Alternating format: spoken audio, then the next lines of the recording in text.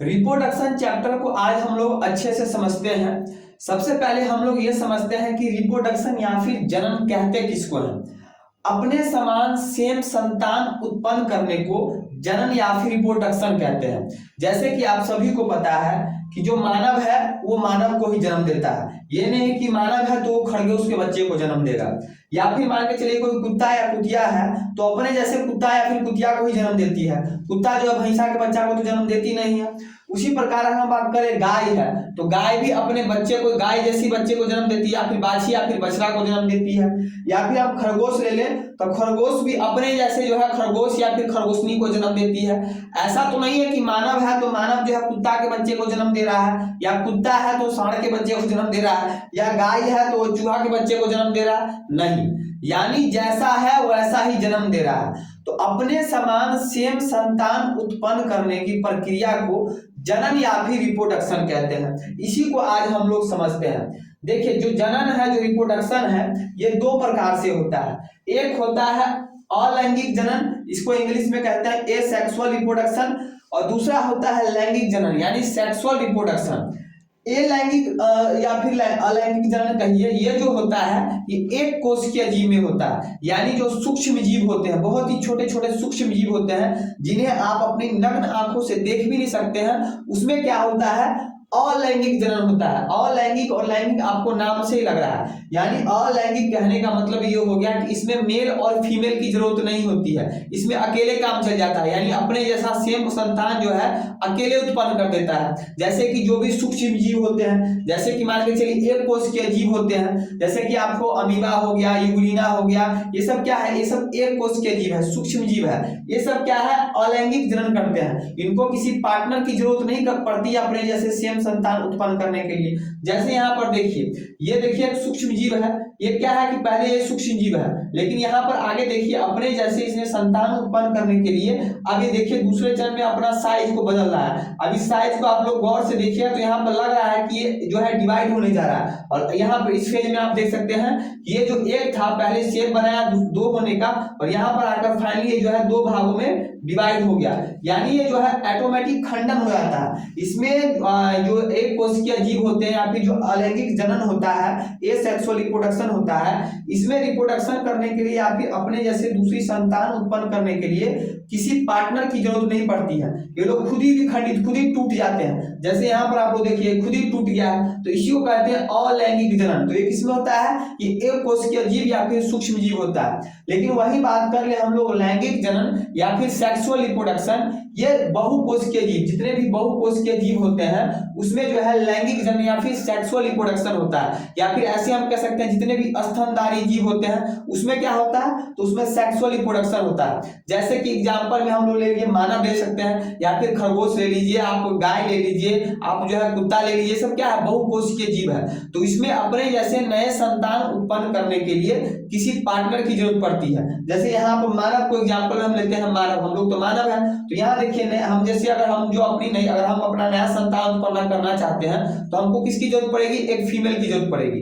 तो जो लैंगिक जनन होता है इसमें नए संतान उत्पन्न करने के लिए पार्टनर की जरूरत होती है। ठीक है, अब यहाँ मानव की बात करेंगे, यानी कि मानव में रिप्रोडक्शन कैसे होता है। यहाँ पर हम कुत्ता खरगोश ये सब में तो देखेंगे नहीं कि रिप्रोडक्शन कैसे होता है, वो आपके एग्जाम में पूछेगा भी नहीं, ये पूछता है, लेकिन इसको किसी दिन और नेक्स्ट वीडियो में बनाएंगे। यहाँ पर हम लोग देखेंगे कि मानव में रिप्रोडक्शन कैसे होता है। आप देखिए मानव में जो मैंने बोला कि आपको रिप्रोडक्शन करने के लिए एक मेल और एक फीमेल की जरूरत होती है। तो ऐसा तो नहीं है कोई बच्चा मेल है और कोई बच्ची फीमेल है, तो दोनों को अगर हम शादी कर देंगे, कोई 6 साल का लड़का है और कोई 6 साल की 5 साल की लड़की है, और दोनों की अगर शादी कर देते हैं तो अपने जैसी नई संतान उत्पन्न कर पाएंगे, नहीं कर पाएंगे। उसका एक सीमा होता है। उस सीमा कैसे पता लगता है, जैसे कि एक उम्र आने के बाद कुछ हमारे शरीर में चेंजेस होने लगते हैं, उसके बाद हमको पता लगने लगता है कि ये जो है लड़का या फिर लड़की है, ये अपने जैसे नई संतान को उत्पन्न कर सकती है। जैसे आपको क्या चेंज होता है, ये चेंज क्या होता है, जब जैसे लड़का में हम देखते हैं, जब लड़का जो है, लड़का का क्या होगा, जब लड़का किसका जो है अपने जैसे नए संतान को उत्पन्न कर सकता है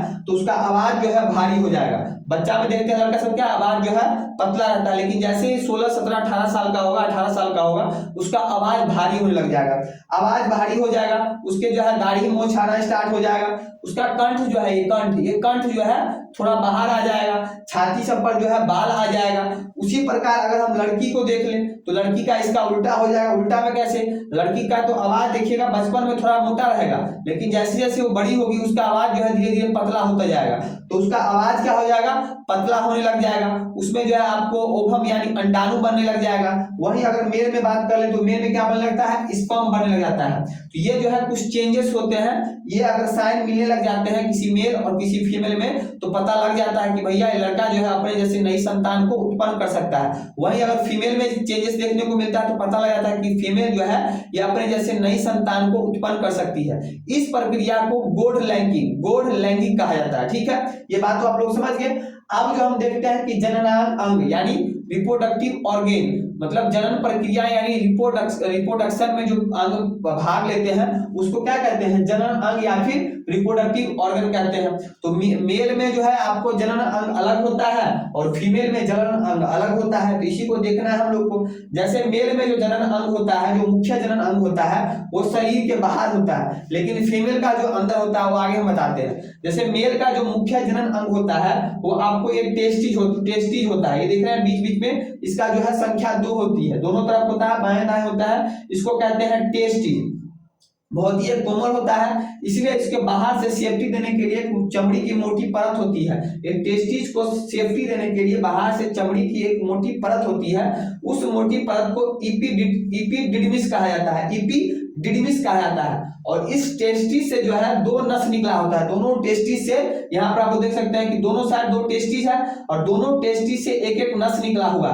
इस टेस्टिस को वेस्क डिफरेंस कहा जाता है, वेस्क डिफरेंस कहा जाता है। अब ये ऊपर आप देख सकते हैं कि ये किडनी है, तो किडनी से भी एक नस निकल के आया हुआ है और यहाँ पर आप देख सकते हैं इसी किडनी के माध्यम से जो हमारा पेशाब आता है और ये पेनिस में जाता है। तो यहाँ आप देख सकते हैं कि टेस्टिस से जो नस निकला हुआ है यानी वेस्क डिफरेंस जिस नस को कहते हैं, ये आगे आके जो है यहाँ पर, ये आपको यहाँ पर देखिए ये पेनिस वाला जो नस है, ये ऊपर से देखिए ये मूत्र के लिए जो आ रहा है नस, इसमें आके जो है मिल जाता है। इस प्रकार इसको क्या कहते हैं? वेस्क डिफरेंस कहते हैं। ये टेस्टिस जो होता है इसी में आपको बनता है शुक्राणु। स्पर्म कहाँ बनता है? तो स्पर्म इसी टेस्टिस में बनता है, स्पर्म इसी टेस्टिस में बनता है और इसी में आपको एक हार्मोन निकलता है, टेस्टोस्टेरोन हार्मोन।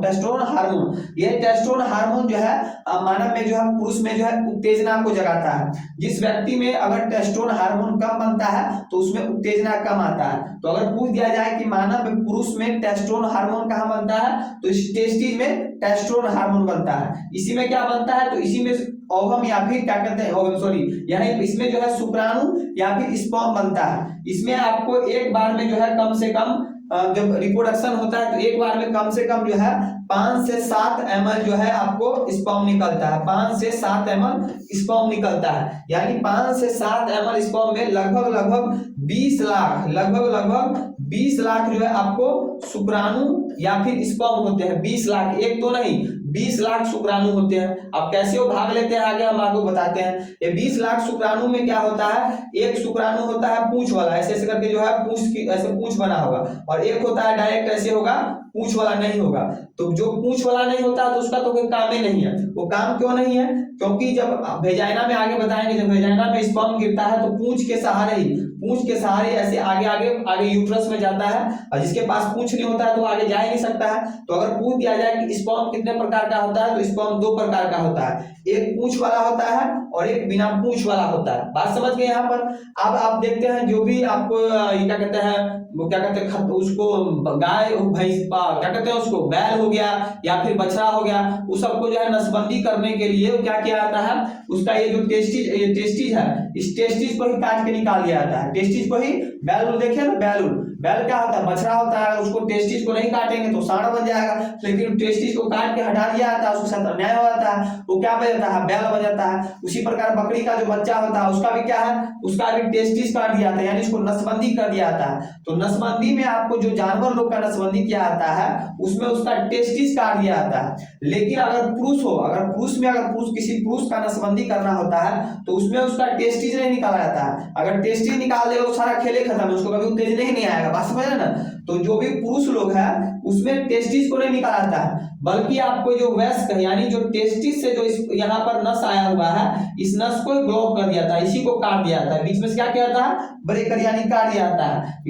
जब यही कट जाएगा तो यहाँ से जो है आप जब भी वो रिप्रोडक्शन करेगा अपनी पार्टनर के साथ तो यहाँ से आपको क्या है, यहाँ से स्पर्म जो है आगे जाएगा ही नहीं, तो स्पर्म आगे जाएगा नहीं तो पेनिस में आएगा ही नहीं, और पेनिस में आगे आएगा ही तो खेल आएगा होगा ही नहीं। तो पुरुष नसबंदी में क्या कर दिया जाता है, ये आपको वयस्क जो नस है इस नस को ही काट दिया जाता है। इसलिए पुरुष जो नसबंदी है उसको वेस्कोटोमी कहा जाता है। क्या कहा जाता है, वेस्कोटोमी। वेस्कोटोमी इसलिए कहा जाता है क्योंकि इसमें वयस्क नस को ही काट दिया जाता है, बात समझ गए। तो ये होता है पुरुष का जो है आपको क्या कहता है जननांग अंग। जननांग आप देख लिए पुरुष का। वही अगर हम महिला के जननांग अंग की बात करें तो महिला के जननांग अंग में जो जननांग होता है, मुख्य जननांग अंग जो होता है वो शरीर के अंदर होता है, शरीर के बाहर नहीं होता है। पुरुष का आपने देखा जो मुख्य जननांग अंग है वो शरीर के बाहर है, लेकिन महिला का जो जननांग अंग होता है वो शरीर के अंदर होता है। इसमें क्या होता है, इसमें दो ओवरी होता है, दो ओवरी होता है। देखिए दोनों साइड जो है महिला के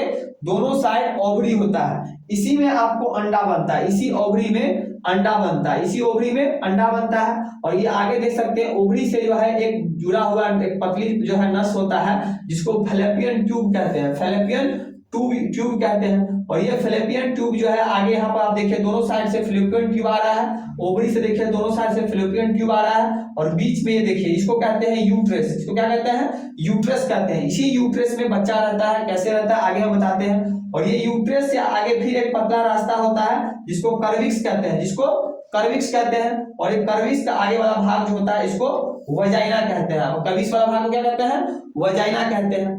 अब इसी ओवरी में क्या बनता है, इसी ओवरी में अंडा बनता है। अंडा यहाँ से बनता है और अंडा यहाँ पर आगे आता है कहाँ पर, फैलोपियन ट्यूब में, फैलोपियन ट्यूब में। और फैलोपियन, अब पहले बात तो आपको कंफ्यूजन ये कर दूं कि जो ये ओवरी है ये दोनों ओवरी एक बार में काम नहीं करता है, यानी अगर एक ओवरी इस बार काम कर रहा है तो अगर जो ये वाला ओवरी है ये नेक्स्ट मंथ में काम करेगा। दोनों ओवरी एक साथ काम नहीं करता है। जब ये वाला ओवरी काम कर रहा है तो वो वाला नहीं काम करेगा, जब वो वाला काम कर रहा है तो ये वाला काम नहीं करेगा। तो मान के चलिए इस ओवरी में अंडा बन रहा है तो ये अंडा बनने के बाद पहले सप्ताह में अंडा बनता है, बस समझ गए, पहले सप्ताह में अंडा बनता है। अंडा बनने के बाद क्या है, पहले सप्ताह में अंडा मैच्योर नहीं होता है, मैच्योर होने के जब मासिक चक्र जो होता है फीमेल में, आगे बताते हैं मासिक चक्र क्या होता है। तो दूसरे और तीसरे सप्ते में ये अंडा क्या होता है, यहाँ से ओवरी से निकलकर इस फैलोपियन ट्यूब में जो है वेट करता है। वेट किसका करता है, तो आपको शुक्राणु का, स्पर्म का वेट करता है। और यहाँ पर वजाइना में स्पर्म डिस्चार्ज होता है, और जो पूंछ वाला जो भी स्पर्म होता है वो पूंछ के सहारे आगे यहाँ पर यूट्रस में आगे होते हुए यहाँ से कर्विक्स होते हुए यूट्रस में जाता है, और आधा तो चल जाएगा। मान के चले दोनों साइड है, दोनों साइड आपको ओवरी है, तो ओवरी को तो पता नहीं है, स्पर्म को तो पता नहीं है कि भैया इस वाले में बना हुआ अंडा है, उसको क्या पता, तो दोनों साइड चल जाएगा। तो आधा इस साइड चल जाता है और आधा इस साइड चल जाएगा।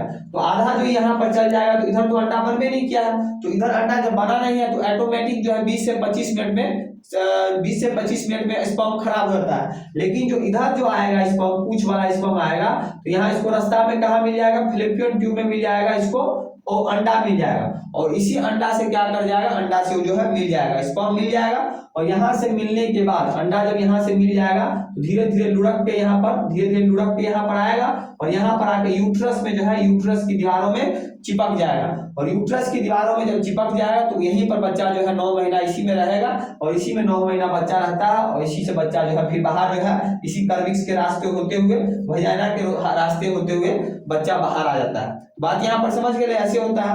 अब ये जो अपना यूट्रस है, ये जो यूट्रस है, इस यूट्रस में कई प्रकार के हार्मोन निकलता है। जैसे 3 प्रकार का प्रमुख हार्मोन है।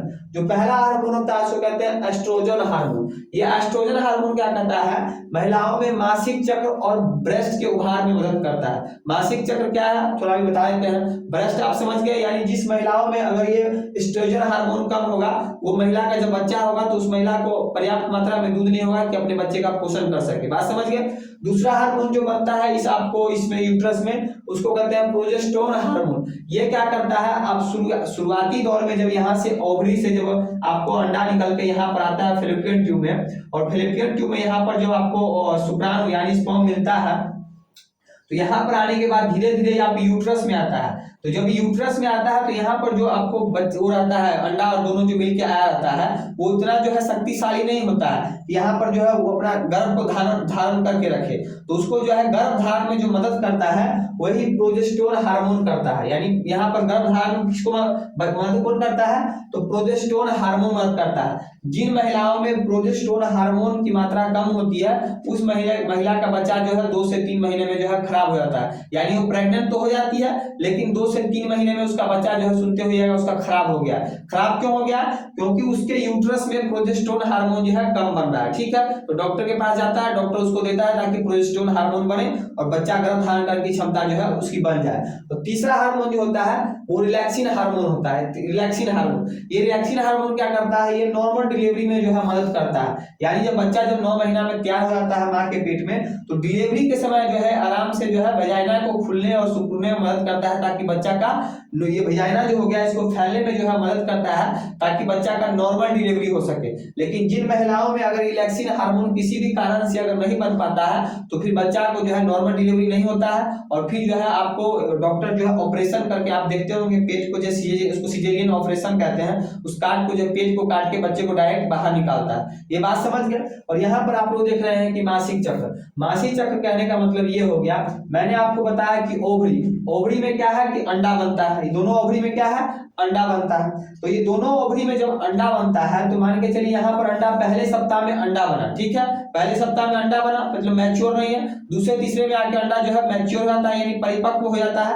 जब वो परिपक्व हो जाता है तो ये खोज करता है कि भैया कोई स्पर्म आओ ताकि हमसे फर्टिलाइजेशन करो, फर्टिलाइजेशन करने के बाद हम बच्चा बनेंगे। लेकिन जब ये ओवरी जब यहाँ पर आएगा, मान के चलिए यहाँ पर आया और यहाँ पर इसको क्या है कि महिला के साथ जो है कहीं पर रिप्रोडक्शन नहीं हुआ, तो यहाँ पर क्या है कि इसको कोई आपको शुक्राणु मिलेगा ही नहीं, स्पर्म मिलेगा ही नहीं। तो जब यहाँ पर इसको स्पर्म मिलेगा ही नहीं, ये वेट करेगा, 1 सप्ताह वेट करता रहता है, लास्ट वाले वीक में 1 सप्ताह वेट करता है। पहला में तो यहाँ बन रहा है, दूसरे तीसरे में यहाँ से निकल के यहाँ पर आया और 1 सप्ताह में यहाँ वेट करेगा। अगर यहाँ पर इसको कोई स्पर्म मिल गया तो यहाँ पर इसको फर्टिलाइजेशन कर लेगा। फर्टिलाइजेशन कहने का मतलब ये हो गया कि अंडाणु यानी महिला का अंडाणु और पुरुष का शुक्राणु, अंडाणु प्लस शुक्राणु मिल जाने को जो है क्या कहते हैं, आपको फर्टिलाइजेशन कहते हैं। अंडाणु प्लस शुक्राणु को मिल जाने को फर्टिलाइजेशन कहते हैं। लेकिन यहाँ पर जब आया, यहाँ पर इस अंडा को कोई शुक्राणु नहीं मिला, तभी अंडा चुपचाप यहाँ पर आ जाएगा, कहाँ पर, यूट्रस में आ जाएगा और यूट्रस के आगे जो कर्विक्स होते हुए जो वजाइना में होते हुए जो है आगे बाहर निकल जाएगा। क्या रहता है, क्योंकि वेस्टेज है वो बाहर निकल जाएगा, उसको मिला ही नहीं, क्या यहाँ पर कोई जो है शुक्राणु मिला ही नहीं। इसको जो है मासिक चक्र कहते हैं। बात समझ गए। यहाँ पर फिर इस महीने यहाँ बना, मान के चलिए फर्स्ट में यहाँ बना, फिर नेक्स्ट मंथ जनवरी मंथ में इसमें इस ओवरी में बना, तो फरवरी में फिर यहाँ पर बनेगा, फरवरी में फिर यहाँ पर बनेगा, फिर फरवरी में यहाँ बन गया तो मार्च में यहाँ बनेगा। यानी 1 महीने में एक ही ओवरी में अंडा बनता है। बात समझ गए। सभी में जितने भी स्तनधारी जीव है उसमें 2 ओवरी होता है। लेकिन एक पक्षी ऐसा है उसमें आपको क्या है कि वो उसमें 2 ओवरी नहीं होता है। 2 ओवरी इसलिए नहीं होता है कि अगर उन लोगों में 2 ओवरी होगा तो उसका भार ज्यादा हो जाएगा। प्रकृति ने इसलिए उसको एक ही ओवरी दिया कि भैया तुमको उड़ना है, बटरफ्लाई उड़ते रहोगे, तितली की तरह तुमको उड़ना है, इसलिए तुमको 2 भार हो जाएगा, इसलिए उसमें क्या होता है, एक होता है। ये बात आप लोग समझ गए। अब देखिए मैंने आपको ये बताया कि एक बार में जो है जो पुरुष के जो स्पर्म होता है वो लगभग 20 लाख यानी 5 से 7 ml स्पर्म निकलता है, उसमें 20 लाख शुक्राणु होते हैं। तो जो 20 लाख जो शुक्राणु होते हैं, तो मान के चलिए 20 लाख की रेस में सब लोग आगे बढ़ते हैं। तो 20 लाख की यहाँ पर आप देखिए कैसे है, यहाँ पर देखिए शुक्राणु सब जो आ रहा है और ये क्या है, अंडाणु है, यानी महिला का ये अंडाणु है और ये पुरुष का शुक्राणु है। सब जो है रेस में लगा हुआ है कि हम जाके मिल जाए, हम फर्टिलाइज कर जाए और हम बच्चा बन जाए। लेकिन अगर 100 घुस जाएगा तो गजबे हो जाएगा, उसका कोई दिक्कत होना चाहिए। तो ये आपको जो अपना महिला का जो अंडाणु है ये अंडाणु का जो ये बाहरी परत होता है, यहाँ पर देख रहे हैं बाहरी परत होता है, ये इसको कहते हैं कोरोना रेडिएटा, कोरोना रेडिएटा, इसको कहते हैं कोरोना रेडिएटा। तो जब फर्टिलाइजेशन का समय आता है तो ये कोरोना रेडिएटा जो है ये खुल जाता है, बीच बीच में से क्या आता है, खुला रहता है। यानी जब ये वेट करता है, किसी शुक्राणु का वेट कर रहा होता है कि आओ तुम मेरे में मिलो, दोनों मिलकर बच्चा को पैदा करेंगे, तो ये खुला रहता है, बाहरी परत जो है बीच बीच में से खुला रहता है कि आओ हचाकसाइन अंदर घुस जाओ, हचाकसाइन अंदर घुस जाओ। लेकिन जब सब अगर इसमें घुस जाएगा तो भाई खेले हो जाएगा, जुड़वा के तेरवा की चौरवा की पांचवा कितना बच्चा हो जाएगा, फिर तो सब गजबे वाला बात हो जाएगा। तो यहाँ पर क्या होता है कि ये जो आपको कोरोना रेडिएटा होता है, इसका बाहरी परत बहुत ही होशियार होता है। जैसे ही एक स्पर्म इसमें घुसा, एक स्पर्म मात्र एक शुक्राणु जैसे इसके अंदर घुसता है, ये बस कोरोना रेडिएटा है जो अपने आप को जो है बाहर से बंद कर लेता है, बाहर से बंद कर लेता है। बाकी का जितना शुक्राणु होता है बस खेला कर खत्म, वही तुरंत में जाता है। तो जो जिंदगी का रेस है वो अंदर में स्टार्ट हो जाता है। बस में 20 लाख शुक्राणु जो है बच्चा बनने के लिए आगे बढ़ते हैं। तो जिंदगी बनने के बाद यानी पृथ्वी पर आने के बाद जब रेस आता है तो आदमी घबरा जाता है, भैया घबराना क्यों, बनने से पहले ही रेस है। यानी आपको पृथ्वी आने से पहले आपने रेस जीतकर जो आप बन के आए हो, तो पृथ्वी पर आने के बाद आप रेस जो लगता है तो काहे घबराते हो, घबराने की कोई जरूरत नहीं है। तो आप बात समझ गए कि एक जो है कैसे यहाँ पर जब कोरोना रेडिएटा का क्या काम है। अब यहाँ पर आप बात समझिए, जब आपको यहाँ पर जब मेल का यहाँ पर देखिए, जब यहाँ पर फीमेल का आपको जो है अंडाणु यहाँ पर फ्लोपियन ट्यूब में वेट कर रहा था, किसके लिए, अंडाणु का, जो शुक्राणु का वेट कर रहा था, और शुक्राणु भी आगे बढ़ रहा था किसके लिए, अंडाणु के लिए बढ़ रहा था कि दोनों जाके फर्टिलाइज करेंगे। तो उसको जो है कहा जाता है आपको युग्मक या फिर जाइगोट कहा जाता है। यानी ये मेल का स्पर्म हो गया और ये महिला का अंडाणु हो गया। यानी ये जो मेल का स्पर्म और महिला का अंडाणु दोनों जो मिलने के लिए फ्लोपियन ट्यूब में यहाँ पर जब वेट कर रहे थे, तो उसको कहा जाता है युग्मक। युग्मक कहा, क्या कहा जाता है, युग्मक कहा जाता है। तो ये हो गया नर युग्मक और ये हो गया मादा युग्मक। बात समझ गए, नर युग्मक और नारी युग्मक और मादा युग्मक, इसको इंग्लिश में कहा जाता है गैमेट, मेल गैमेट, और इसको हो गया फीमेल गैमेट। तो मेल गैमेट और फीमेल गैमेट जब मिल जाते हैं यानी फर्टिलाइजेशन कर जाते हैं, तो उसको कहा जाता है युग्मनज, यानी इसको इंग्लिश में कहते हैं जाइगोट। ये दोनों मिल गए, बात समझ गए, क्या हो गया, दोनों मिल गए। तो जब ये दोनों मिल जाते हैं इसको कहा जाता है जाइगोट। और जब ये मिलने के बाद कुछ सप्ताह बाद जब इसमें थोड़ा बहुत आंख शकल उकल आना स्टार्ट होता है, धीरे धीरे हल्का हल्का लगता है कि अब बन रहा है, जो आपको जो महिला सब जाके चेक करवाती है डॉक्टर से जो है अल्ट्रासाउंड करवा के, तो उसको कहा जाता है भ्रूण, क्या कहा जाता है, भ्रूण, या फिर इंग्लिश में एम्ब्रॉय कहा जाता है। और जब ये धीरे धीरे मान के चलिए 8-7-8 महीना में आकर 8 साढ़े 8 महीना के बाद आकर जब माँ के यूट्रस में बच्चा जो है पूरी तैयार हो जाता है, यानी आंख कान नाक पैर हाथ सब कुछ जो है तैयार हो जाता है, तो उसको कहा जाता है गर्भस्थ। क्या कहा जाता है, गर्भस्थ, यानी गर्भस्थ में बच्चा है, यानी गर्भ के अंदर जो बच्चा है, और इसको इंग्लिश में कहा जाता है फीटस। यानी ये बाहर आने के लिए पूरी तरह तैयार है, यानी इसका 9 महीना पूरा गया हुआ है, 8.5 से 9 महीना के बीच में है, यानी पूरा गया इसको, तो इसको कहा जाता है गर्भस्थ या फिर फीटस। और जब ये यूट्रस से बाहर जब आता है तो इसको कहा जाता है बेबी। बात समझ गए, क्या कहा जाता है, बेबी। यानी पेट के अंदर यानी यूट्रस के अंदर जब बच्चा रहता है तो उसको बेबी नहीं कहते हैं, मेरा बेबी कैसा है, बेबी नहीं कहना, उसको क्या कहना है, मेरा फीटस कैसा है, मेरा फीटस कैसा है। जब फीटस बाहर आ जाएगा तो उसको क्या कहेंगे, बेबी कहेंगे। बात समझ गए। और ये बच्चा जो अपने माँ के पेट में यानी यूट्रस में, इस यूट्रस में जो बच्चा रहता है, तो बच्चा भैया खाना पोषण कैसे लेगा, 9 महीने तक कैसे खा पिएगा, तो ये गर्भनाल है। क्या है, ये गर्भनाल। ये माँ का जो यूट्रस है, इस यूट्रस से जुड़ा रहता है, इसको कहते हैं गर्भनाल। इसी गर्भनाल से आपको जो है बच्चे को जो है सारा पोषण मिलता रहता है। सारा पोषण जो होता है बच्चे को क्या मिलना चाहिए, न्यूट्रिशन, सब इसी गर्भनाल से मिलता है। लेकिन जैसे ही बच्चा जो है माँ के पेट यानी यूट्रस से बाहर आता है, डॉक्टर फटाक से इस पे क्या करता है, चुट्टा लगा के इसको जो है यहाँ से खचाक से काट देता है। जैसे ही चुट्टा लगाता है, खटाक से काटता है, बच्चा कहता है ओ क्या हो गया भाई, एक चिल्लाना बच्चा जो है स्टार्ट। देखो बच्चा जैसे पैदा होता है खूब चिल्लाना स्टार्ट कर दिया। कहा चिल्लाना स्टार्ट करता है, वो अंदर के माहौल में था, माँ के पेट से यानी गर्भनाल से सब पोषण मिलता है। लेकिन जैसे बच्चा बाहर आता है, डॉक्टर क्या करता है, इस पर चुट्टा बीच में से चुट्टा लगाता है, खचाक से। जैसे चुट्टा लगाता है, इसके दिल में हलचल चालू होता है कि भैया आप सब काम तुमको खुद करना है, सांस लो, एकदम वो हुआ नाक से सांस लो, बच्चा चिल्लाना स्टार्ट कर देता है। बात समझ गए। तो ये आप समझ गए होंगे रिप्रोडक्शन के बारे में। बात समझ गए, रिप्रोडक्शन कैसे होता है। तो अगर आप लोग को रिप्रोडक्शन अच्छा लग रहा है, बहुत अच्छे से आप लोग समझ गए होंगे। अगर आप लोग का क्लास अच्छा लगा हो तो इस क्लास को ज्यादा से ज्यादा अपने दोस्तों के साथ शेयर कीजिएगा। मेरे चैनल शुभम नारायण को सब्सक्राइब कीजिएगा। आज के इतना ही, मिलते हैं नेक्स्ट वीडियो में नए टॉपिक के साथ। तब तक के लिए जय हिंद।